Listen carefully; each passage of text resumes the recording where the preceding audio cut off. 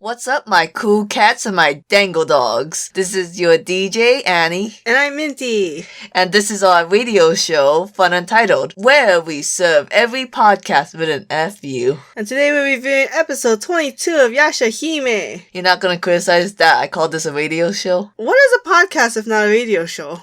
Whatever. And you know what? Yashahime is so much more enjoyable when you go into it thinking Tora's a complete idiot. It's so much more believable to me. I don't know why. I cannot explain it. I didn't think this episode she was a real idiot though. But it's direct consequences from the last episode. Oh, that's true. So, you know what, guys? We saved Yashahime. By insulting the protagonist. Is she the protagonist, though? Yeah, of course she is. Okay, Yashahime episode 22, the whole thing is about Zero. I guess she's training them for we'll get to that later. And she's trying to make the half-demons stronger for whatever reason. I'm very confused. Has to do with the prophecy. But, I thought you didn't want to get beaten by the prophet. I guess she just really wants a rival for Kirin Maru. They're super old at this point. They just want to end their lives. I think the whole crux of this episode that's kind of bothers me, does it explain why Setsuna and Tora are so strong as half-demons in the whole series? What do you mean? I don't understand why Setsuna and Tora... Well, okay, I'll go more for Setsuna. Cannot control her demon powers. And Inuyasha, I don't remember Inuyasha too well, but he never had to get his powers sealed, correct? Right. And he's like the OG half-demon. Okay, I think the scabbard of the Tetsaiga helps seal his powers. He's also way older. Inuyasha is like 100 he's like 200 by the start of the series. By the way, that's another thing that bothers me. Why does the aging work differently? What do you mean? Because Inuyasha is about 100 years old, but he's 15 years and half-demon. Because demons always go in which they age really fast and then they stop aging in their primes. So does that mean Setsuna and Tora are gonna stop aging now? I think it's a slower process.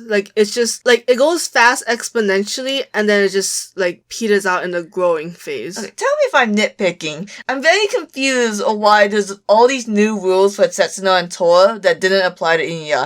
I think they kind of put on the point that every half-demon has different rules. They all lose their powers on different timelines. Okay, but I found it believable that Moroha couldn't control her demon powers because she was 3/4 human. Her body's not meant for that. And now Setsuna, she goes crazy every day if she didn't have that seal. That's why I feel like it's kind of a crux. Because I feel like she never got to grow up learning to, control her powers. Because her powers are just always sealed away, so she's always in the weaker state. Okay, so do you think it's kind of okay, this is a reference no one's gonna get. Escanor from Nanatsu no Taizai, because he sealed away his powers the whole, I think it was 7 years they were gone. When he did go into his day form again, he, wrecked his body. In a sense, yes. Okay, I will believe this then. My suspension of disbelief is back on. Because, again, Inuyasha I'm assuming his mom died when he was very young, right? Yeah. So he just kind of had to go through the motions that by the time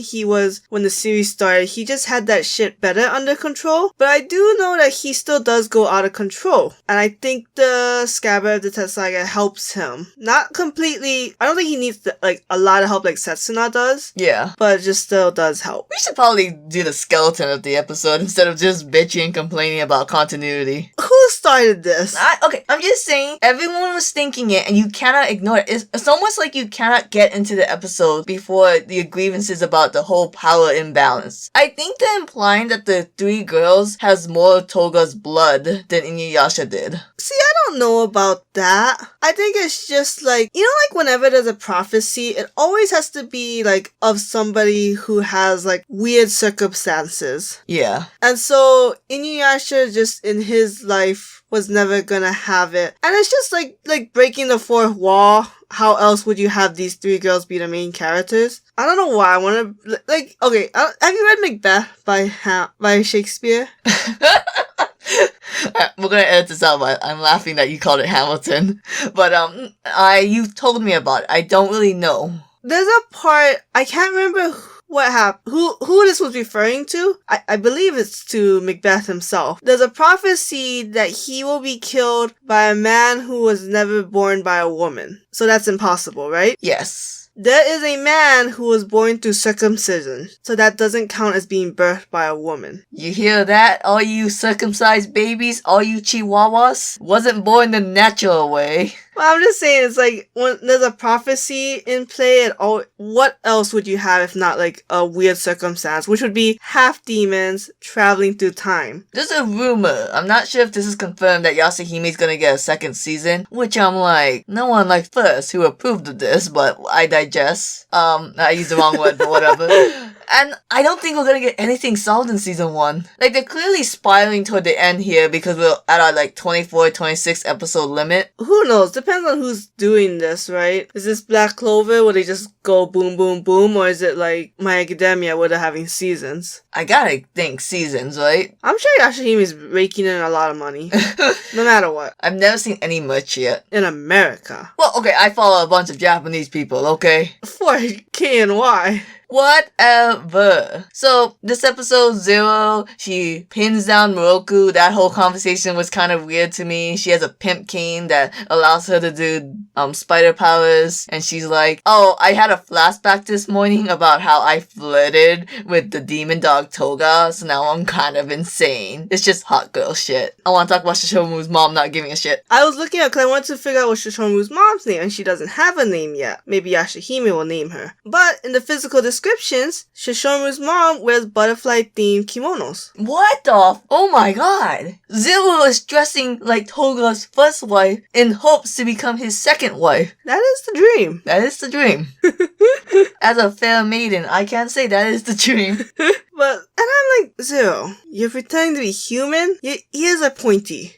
Okay, that was Miroku. I was so weak-minded because she said the wind tunnel. I let her just spray me with Reb, like Peter Parker, Spider-Man. And I was like, no, you was being an idiot the whole time, Miroku. I meant to Google who Tsuchigumo is, but I don't remember. Was that the spider demon that almost killed his master? I think it might have been. Although, we got to see, Kinyu, which I'm like, why did we have a bad guy named Kirinmaru and a daughter named Kinyu? And a teacher named Kirinmaru. But we know why, because that's Riku in the future. I think at this point we're just gonna jump all over the place. You know, because this whole episode was kind of, like, what do you want to talk about? Setsuna has butterfly wings from the dream butterfly now? I mean, there's a lot going on. I mean, should we just try to go back in the beginning real fast? No. I think some of the important things to talk about, okay, the Shishomu and Totosai thing, I have no theories. It's Totosai came. I thought that was the most interesting part of the episode, because everything else was just shit we already seen. Like, oh no, Setsuna's blade is dull. It's like, doesn't she just kind of use that for the skirts of swallows? She cuts things, I think. That's whatever, but Totosai being like, oh, they're training the blood blade. Either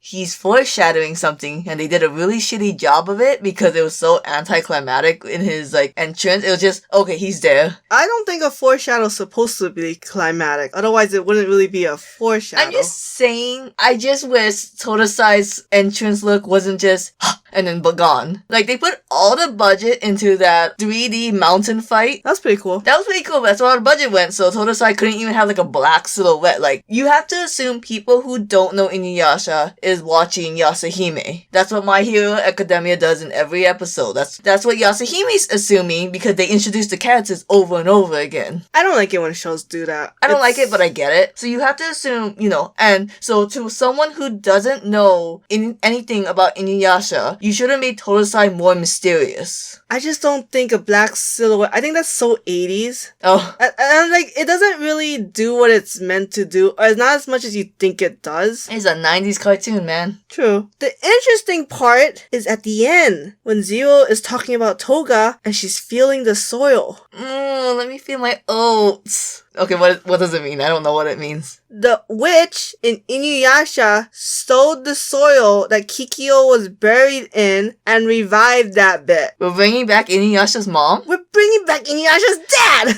No, he's not buried there. He's in purgatory. He's in the Black Pearl. Yeah, but you know how Kikyo's body was burnt to the ground. Yeah, and ashes. Yeah, and she just took the soil from the burial site. It just needs a deep connection. I don't think that's how Kikyo was made. I think she took the legit ashes. Okay, I think it makes more sense that Zero wants to revive Inuyasha's mom.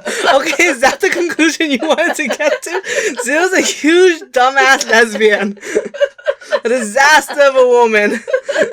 Hey, I didn't want to say it, but can you? Trans vibes. I don't know if women can become monks or not. A woman cannot be a monk, right? In like traditional sense. Yes. If you are a trans woman, I don't think you could be a monk. No, she's trans man, but the anime is too coward to say it. Because I think she has her hair shorter than her sister, whatever her name may be. Her hair's a little shorter. She doesn't have the ponytail. Oh, okay.